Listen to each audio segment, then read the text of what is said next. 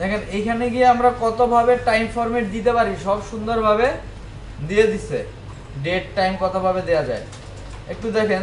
যদি আমরা এল ব্যবহার করি তাহলে হচ্ছে কি full name for day of the week, অর্থাৎ ডেটের কি করবে ফুল নেম দেখাবে। তারপরে যদি এফ ব্যবহার করি ফুল নেম ফর দ্য মান্থ, তারপরে যদি জে ব্যবহার করি the day of the month, তারপরে ওয়াই হচ্ছে কি the year in 4 digit, 4 digit 2 digit এগুলো আমরা দেখতে চাই না। এরপরে দেখেন এখানে ওরা আবার এক্সাম্পল দিয়ে দিচ্ছে সুন্দর কইরা যে আপনি কোনখানে কি রকম দেখতে চাচ্ছেন,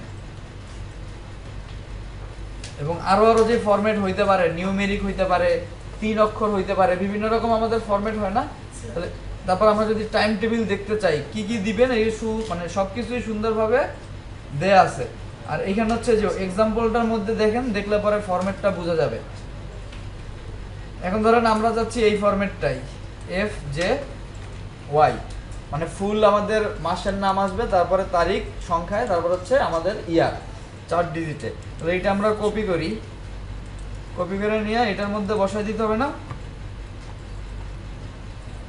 আমরা প্যারামিটার হিসাবে ওরে পাস করে দিব, তাইলেই হবে। কেস সেনসিটিভ না? হ্যাঁ অবশ্যই, কারণ একটা লোয়ারটা আবার অন্য কিছু মিন করে, এক একটা এক এক রকম। দেখেন আমার আগের যেগুলো ছিল তৈরি করা সবগুলো আইসা পড়ছে না। আমার ওই যে 3টা আসার কারণ কি, ডেটাবেসে আমার আগে তো আমি কয়েকটা সেভ করে রাখছিলাম, সেগুলা ধরেন ডেটাবেস থেকে নিলে গিয়ে কাইটা দেন, এটা হচ্ছে পোস্টেড বাই অ্যাডমিন। আমার এখন এখানে যে আমি যেই মানে তৈরি করতেছি, অথর অ্যাডমিন নিছে, আমার অথরকে এখানে অ্যাডমিন, অ্যাডমিন না আমার অথর, আমার ওই জায়গায় নাম কি আছে ইউজার নেম অ্যাডমিন না, তাহলে আমার অথর হচ্ছে অ্যাডমিন, এজন্য আসছে অ্যাডমিন। আমি যেই ফরম্যাট দিছি সেই ফরম্যাট। এখন আমি এইখানে ক্লিক করলে আমার চলে যাওয়ার কথা, কিন্তু যাচ্ছে কি মানে ফুল একটা সিঙ্গেল পেজ আসার কথা না, ফুল পেজটায় আবার রিড মোর এইটাও আসার কথা, কিন্তু আসতেছে না। আসতেছে না কারণ হচ্ছে আমরা এগুলোর সাথে এখনো কোনো লিঙ্ক করি নাই। আমাদের জায়গাটা খালি আছে না, আমাদের এইচরেফ খালি আছে না টাইটেলের, তারপর হচ্ছে আমাদের এই একটা এইচরেফ রিড মোরের এটাও খালি আছে না, এগুলো কোনো লিঙ্ক করি নাই।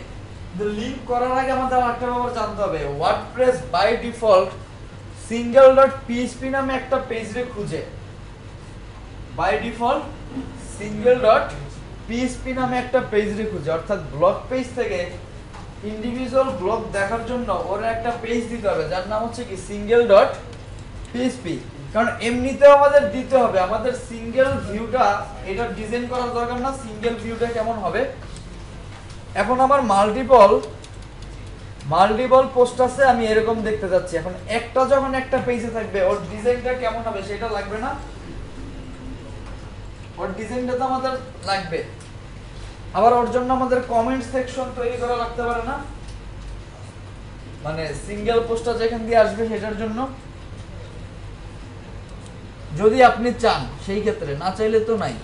তাহলে আগে আমাদের কি করতে হবে, সিঙ্গেল ডট পিএইচপি নামে একটা ফাইল ক্রিয়েট করতে হবে, নতুন ফাইল নেম যার নাম হবে কি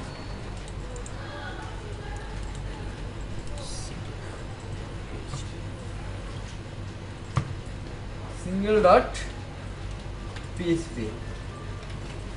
সিঙ্গেল ডট পিএইচপি তে আমি আপাতত হচ্ছে কি আমাদের এই সেকশন যা আছে এটারই কপি করে নিয়ে আসি, ব্লকটারই কপি করে নিয়ে আসি, এই পর্যন্তই থাকুক।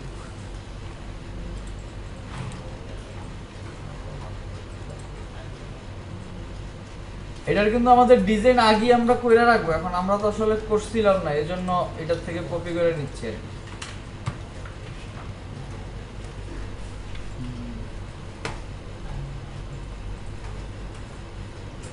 আচ্ছা সিঙ্গেল ডট পিএইচপির ধরেন এইগুলারে আমি একটু কমেন্টস করে দিই যেগুলো আমরা ওইখান থেকে লিখছি।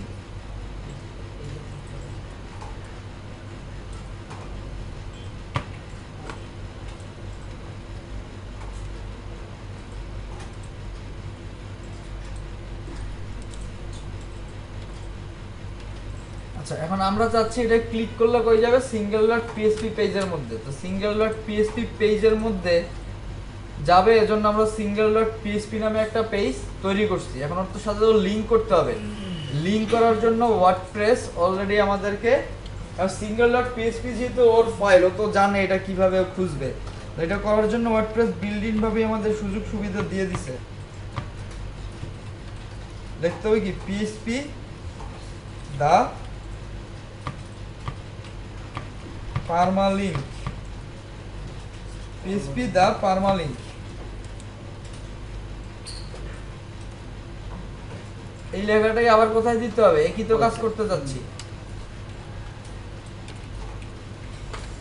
রিড মোরে আমার একই কাজ, তো এক জায়গায় তো যাবে, তাহলে রিড মোরেও দিয়ে দেই।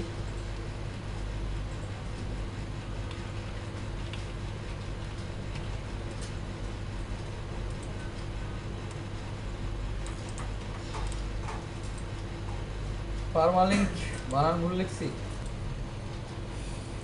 ওই পেজটা রিলোড হচ্ছিল না এই জন্য।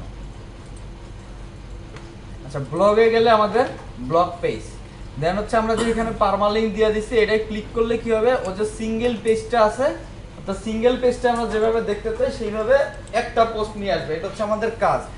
দেখুন এইখানে আমি যদি পিএসপি দা কন্টেন্ট কথাটা লিখি, ও কি করবে, আমার কন্টেন্টে যা আছে সব নিয়ে আসবে না? তো এইখানে তো ফুল দেখবে, কিন্তু আমি এখানে কি ফুল দেখতে চাই? এখানে তো ফুল দেখতে চাই না, তাহলে এখানে আমার ছোট করতে হবে না? ব্লগ পেজটায় আমি লিখছিলাম কি দা কন্টেন্ট। এখন দা কন্টেন্ট মানে কি, যত কন্টেন্ট আছে সবই তো এসে পড়ে, কিন্তু আমার তো সব চাই না, আমি চাই নির্দিষ্ট একটা অংশ থাকবে ব্লগ পেজটায়, ক্লিক করলে সবকিছু দেখাবে, তাই তো? তাহলে এই জায়গায় দা কন্টেন্টের জায়গায় আমাদের কি লিখতে হবে বলেন? পিএসপি দা এক্সার্ট।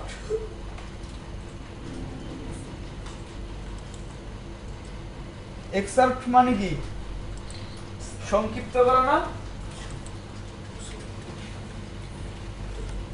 আচ্ছা,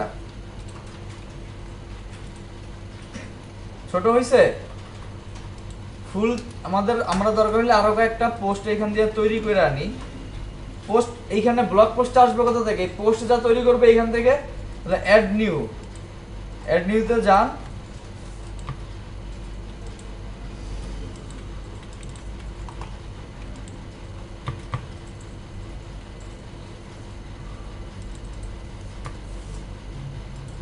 আচ্ছা আমরা কিছু কন্টেন্ট একটু বেশি নেয়ার জন্য লোরাম এক্সপেন্স থেকে নিয়ে আসি।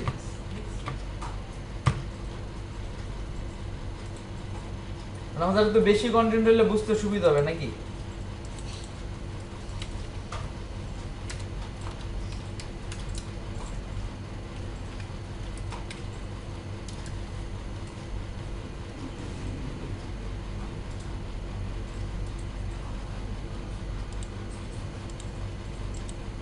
আচ্ছা, ধরলাম এইটা আমাদের নতুন পোস্ট, এই পোস্টটার এখন দিব, পাবলিশ করব। পাবলিশ করলাম, পাবলিশ করার পরে এখানে আসার কথা না? আবার ডাইনামিক পোস্ট আসছে তো, এবং আমার কি ফুলটা আসছে? ফুলটা আসছে না। এখন আমি এটা ক্লিক করি, এটা ক্লিক করলে কি আমার ফুলটা আসছে না? তাহলে এক্সার্ট করলে কি হচ্ছে, ফুল আসতেছে না। আমার যতটুকু লাগবে বা যতটুকু লাগবে ততটুকু না, ও একটা নির্দিষ্ট ওর বাই ডিফল্ট একটা কনফিগার আছে সেইটা। এখন আমরা যদি চাই না ওর নির্দিষ্ট কনফিগার নিব, কেন আমি বেশি কম করতে চাই, করতে পারবো না?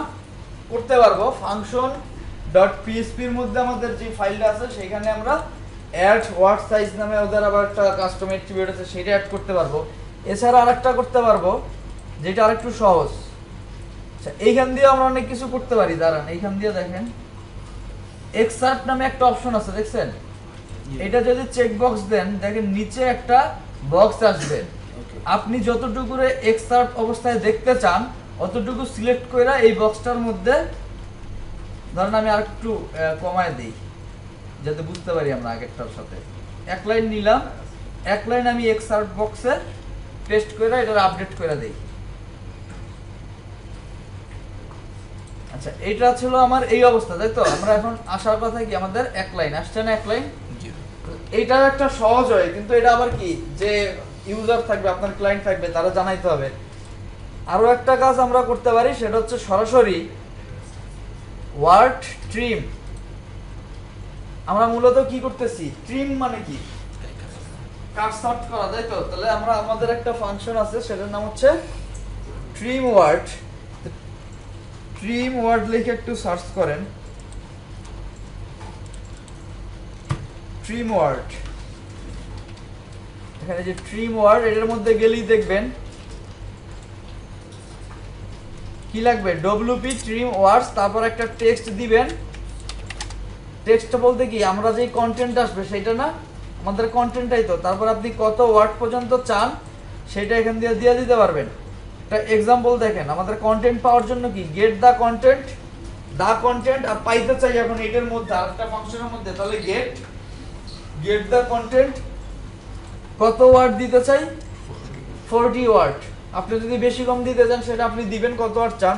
জাস্ট কি করতে হবে, এক্সার্ট যে জায়গায় লিখছি ওই জায়গায় এইটারে নিয়ে, আমরা যেখানে এক্সার্ট লিখছিলাম এই জায়গায় জাস্ট এটারে বসাই দিব।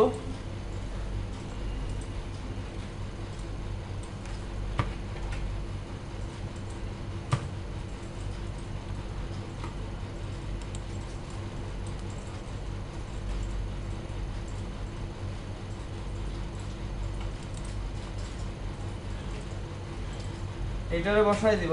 আর কোনো কাজ আছে? এখন বাসছে না, তার মানে 40 ওয়ার্ড হইছে।